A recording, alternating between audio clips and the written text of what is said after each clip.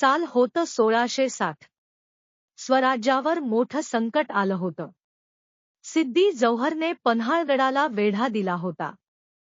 गडाभोवती शत्रूचं प्रचंड सैन्य होतं.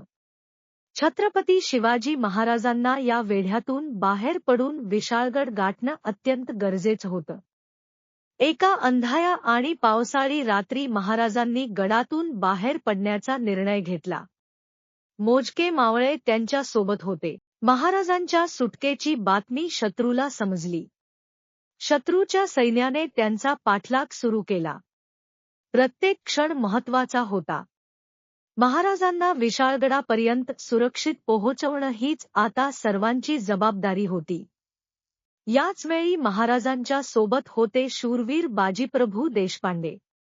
परिस्थिती पाहून बाजीप्रभूंनी महाराजांना सांगितलं, महाराज, आपण विशाळगडावर पोहोचा. शत्रूला मी आणि माझे मावळे अडवतो. महाराज पुढे निघाले आणि बाजीप्रभू मावळ्यांसह एका अरुंद खिंडीत थांबले. हीच होती घोडखिंड. शत्रू खिंडीत घुसला आणि रणसंग्राम सुरू झाला. तलवारींचे वार, ढालींचे आवाज आणि मावळ्यांच्या गर्जना यांनी संपूर्ण खिंड दुमदुमून गेली. मावळे संख्येने कमी होते, पण त्यांच्या धैर्याला सीमा नव्हती. युद्ध सुरू असतानाच बाजीप्रभू गंभीर जखमी झाले. शरीरातून रक्त वाहत होतं, पण त्यांचा निर्धार अजूनही अढळ होता. त्यांना फक्त एकच गोष्ट ऐकायची होती, विशाळगडावर पोहोचल्याची तोफ.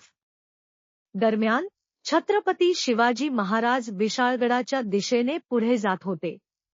शत्रूचा अडथळा पार करून महाराज अखेर तोफांचा आवाज बाजीप्रभूंच्या कानावर पडला. महाराज सुरक्षित पोहोचले हे समजताच त्यांच्या चेहऱ्यावर समाधान उमटलं. आपलं कर्तव्य पूर्ण झालं होतं. स्वराज्यासाठी लढता लढता या महान वीराने प्राण अर्पण केले. बाजीप्रभू आणि मावळ्यांच्या अतुलनीय पराक्रमामुळे घोडखिंड इतिहासात अमर झाली. पुढे या खिंडीला पावनखिंड म्हणून ओळख मिळाली. ही केवळ एका युद्धाची कथा नाही. ही स्वराज्यासाठी सर्वस्व अर्पण करणाऱ्या मावळ्यांच्या निष्ठेची कथा आहे.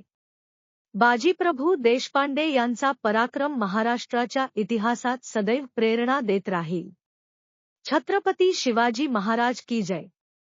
बाजीप्रभू देशपांडे अमर राहोत. हर हर महादेव.